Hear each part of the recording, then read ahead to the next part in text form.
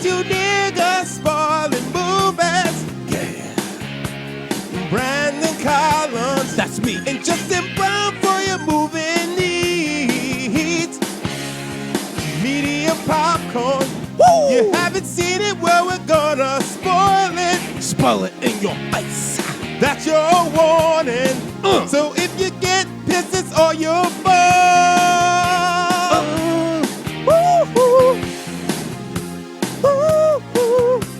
Yo, yo, yo. Hey, David. Ooh. How you doing, brother? What's up, guys? What's up? Hey. Oh man, you guys got the studio set up. Yeah, Oh, man. man, we here, we doing it. Awesome. How you feeling, man? Congratulations.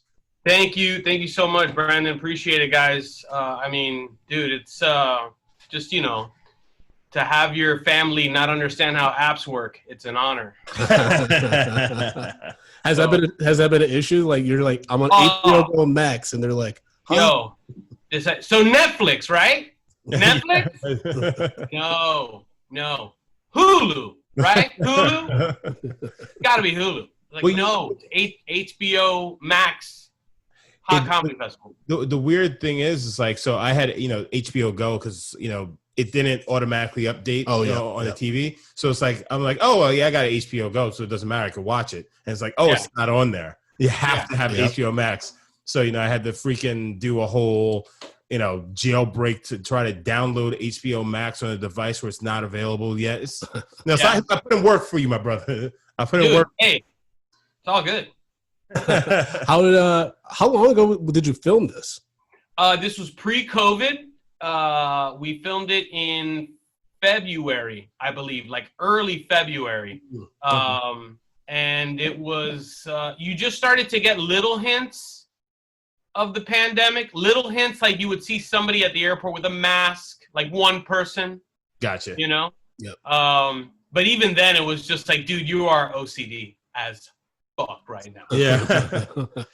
And that was back in February. So look at where we are now. But no, man, the taping, it happened at the very last day of the festival. And I had no idea that it was even going to be for HBO to be shown. Oh, nice. Oh, wow. On HBO. It was the very last day. So that was kind of sprung up on me when I walked into the green room because I didn't know what the taping was for. I didn't know why, what's with the camera crews? And then I think it was Mark Vieira.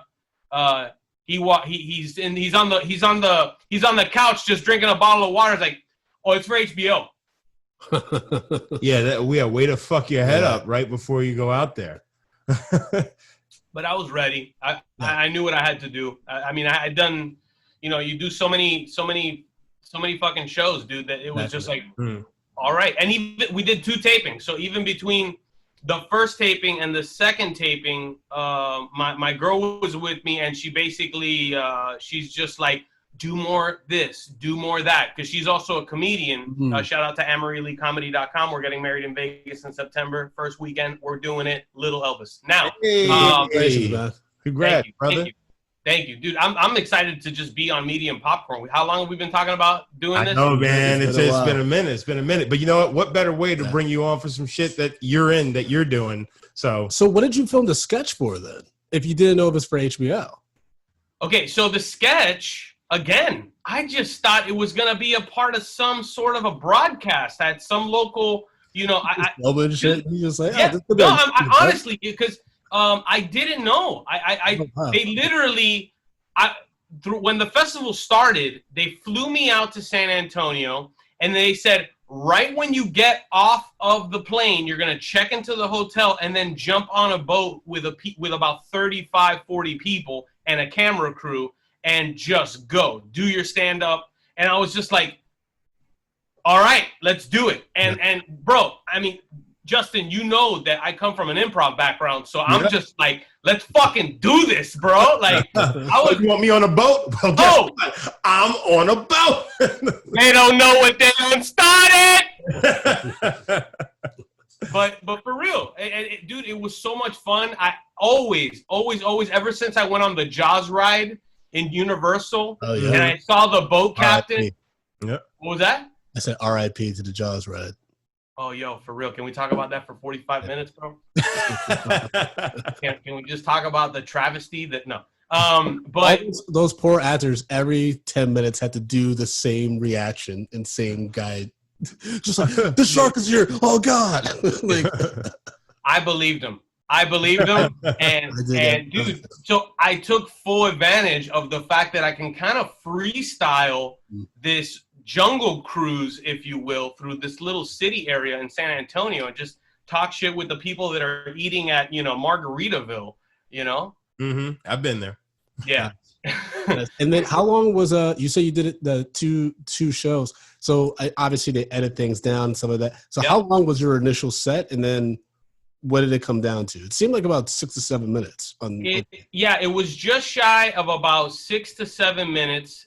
They told me do 7, and I was like, all right. I know at that point I knew the 7 that I was gonna do because I had done it a couple times that weekend because the people that are kind of guiding you through the festival, especially if you're a talent, they'll go ahead and they'll just tell you, make sure you do this act from this night, because I've changed acts in the middle of competitions. So like I'm quick to like switch it up if I got to call an audible, but they said, no, do this 7. This is for the taping. This is good. And I was just like, all right, I know it. Boom.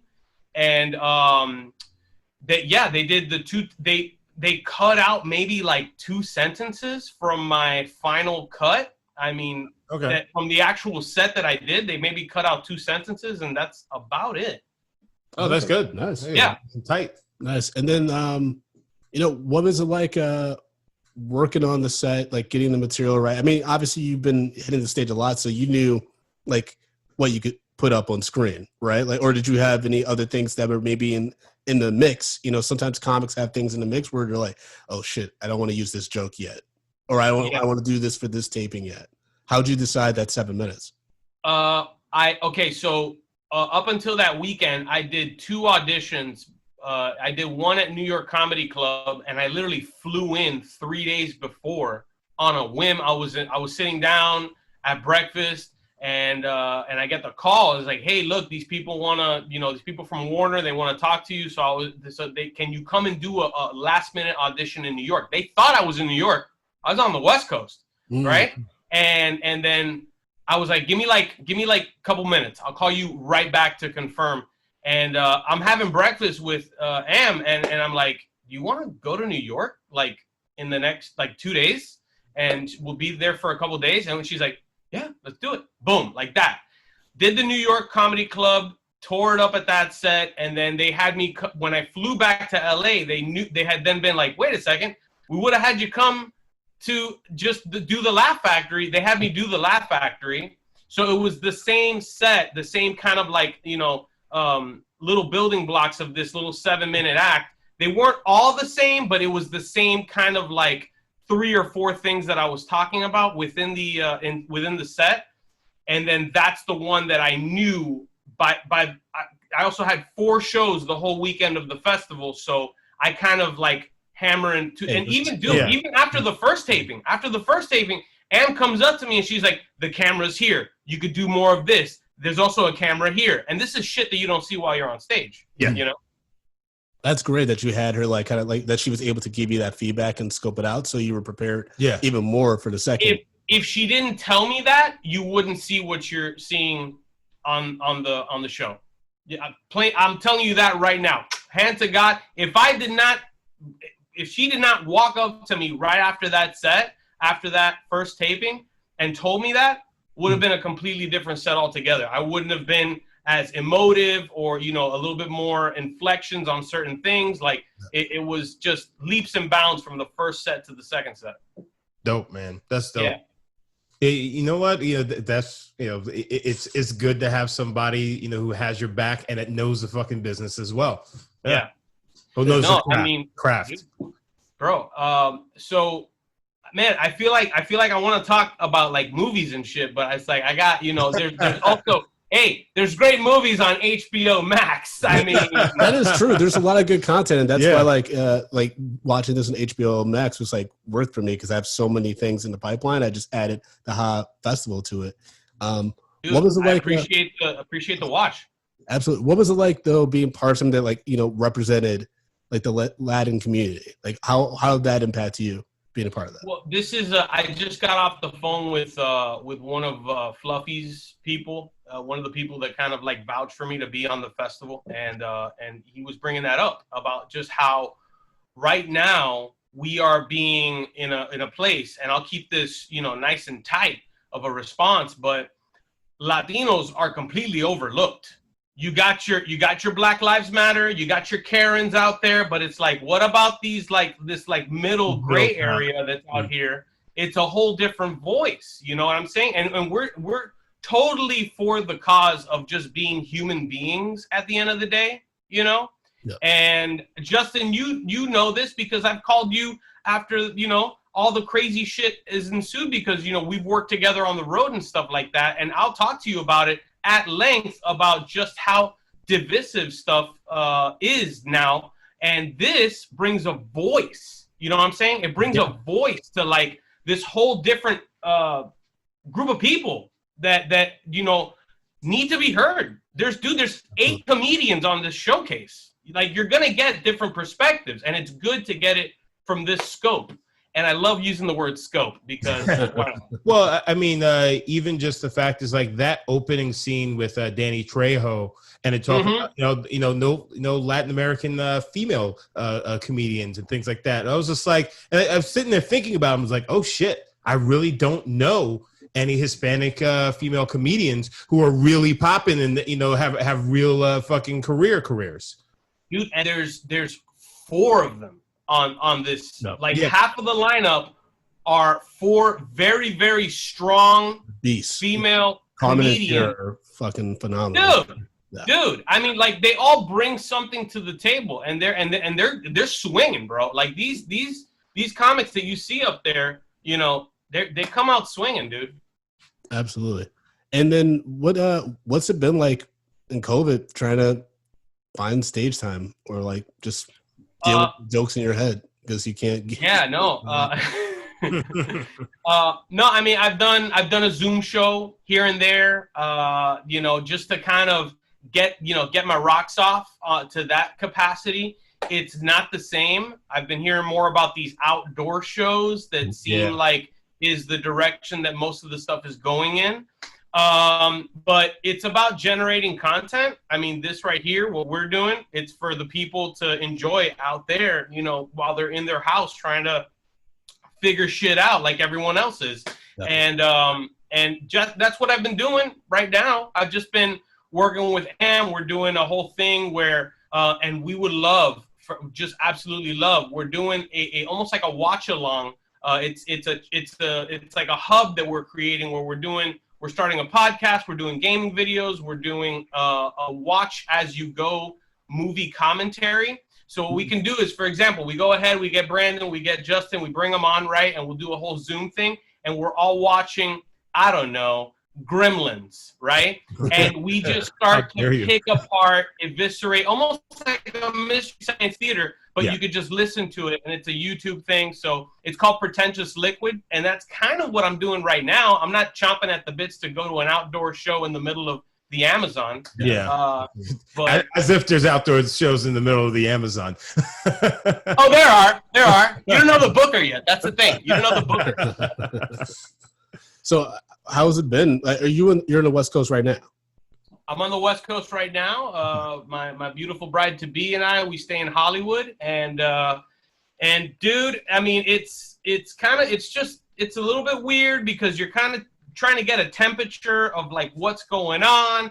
I finished, like, this is the last round of promo for the festival, and I've just been really focused on that, and everything outside of that little thing that I'm trying to like just get finished and over and done with, I'm still creating stuff, but everything outside of that, like all the media stuff, it's almost like noise. It's almost just like noise at this point. And I'm just like, let me just do, like, come on. Yeah, because at some point you just like, you have work to do, so you kind of just want to get back to your life and do your thing. It's like it's out there. Go watch it and like let me do my shit now. Yeah, Tory Lanez is not going to be paying my bills anytime soon. Yeah, absolutely.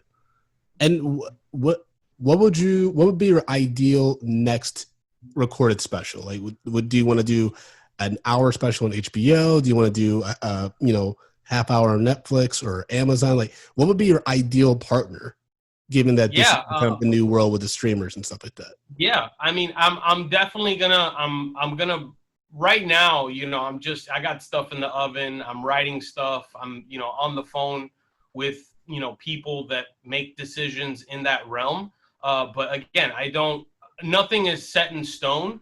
But what I would like to do for stand-up is, I mean, if I do a half hour, I know it's just going to be a tight half hour of just like a lot of stuff that I've already worked and, it's already refined. Your greatest hits. What was that? I said your greatest hits. Oh yeah. I mean, dude, and the thing is, it's all just personal stuff, and yeah, look, the half hour would be fantastic. The hour, I have like a whole like vision. I hate to use that word. I saw it in a Anna Winters article, and she says like, I hate the word vision. I hate it when people say they have a vision. And I was just like, well, whatever. The point is like, if it went for the hour, what was that? So fuck you, Anna. Hey, fuck you, man. I ain't going to what was the festival? The festival, the New York Fashion Week. Invite me, you bitch. First month of May, first day of May, whatever. It doesn't matter.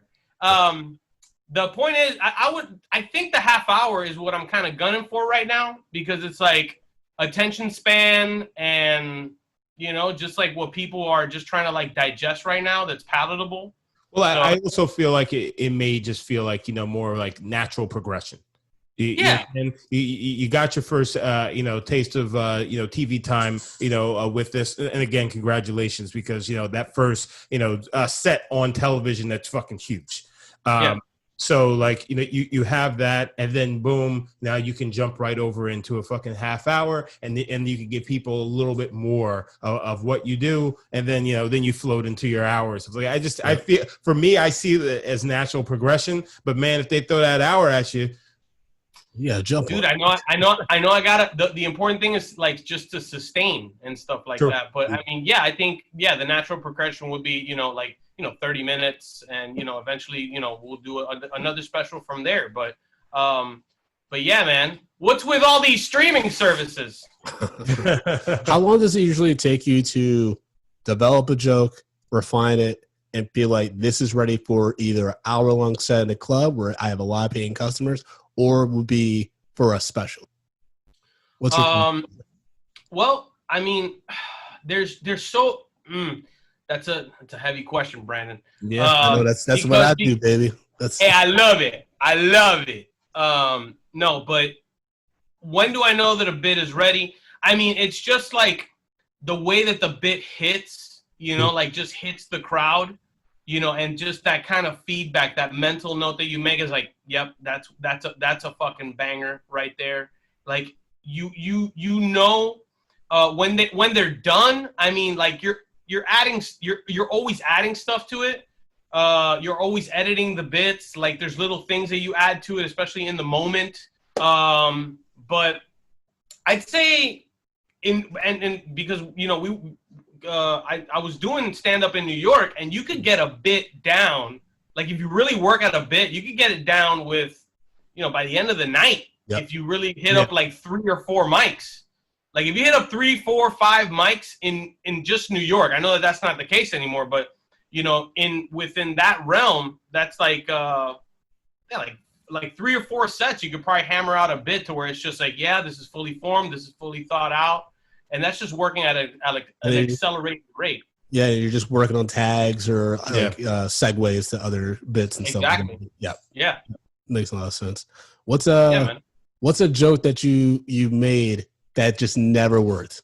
Because we all have those. We have that one where we're like, we love it, but then the audience just never fucks with it. Oh wow. I think it was this joke I had about. I heard a friend of mine tell me that I always like to try new and different things 3 times. Mm-hmm. And I was just like, I don't think you could apply that to everything. and I'm not gonna do the bit, but I go ahead and I work and I kind of like extrapolate all the kinds of things of like doing other crazy shit like 3 times and trying to actually like do it 3 times. And then, I compare it to like try to kill someone 3 times. Yeah, it's not going to happen. Or try to climb Mount Everest 3 times. It's like that first time you're going to have someone that's missing, so the whole thing is that I think it only worked maybe once, and even then it was just like that reaction you have after you have this great idea for a bit. It's like, you people, you don't get it? You don't fucking get it?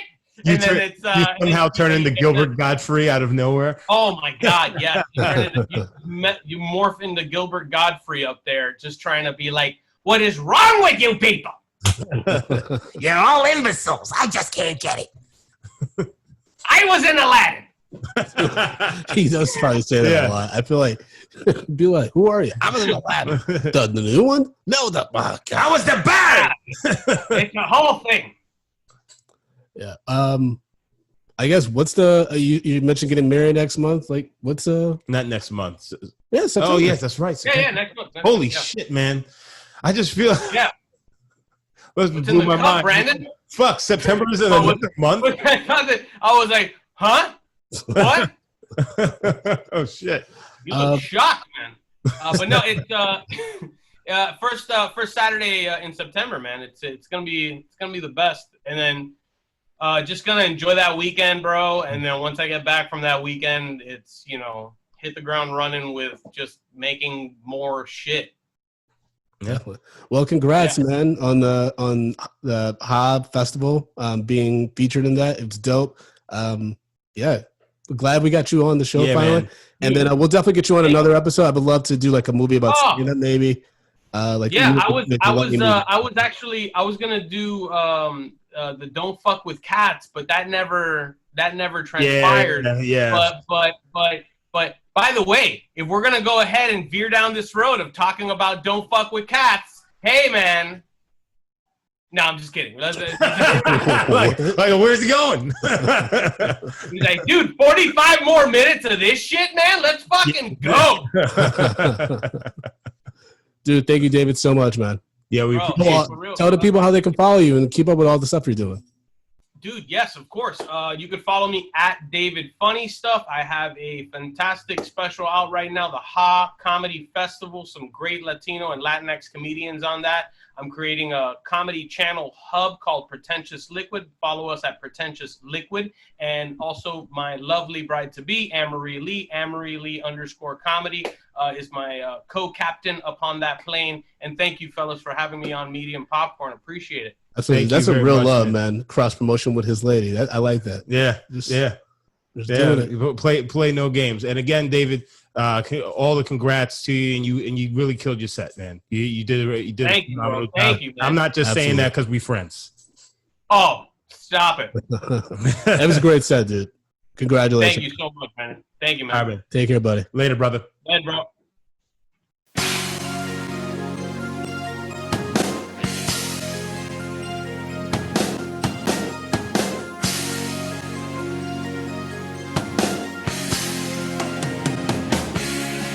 Medium popcorn.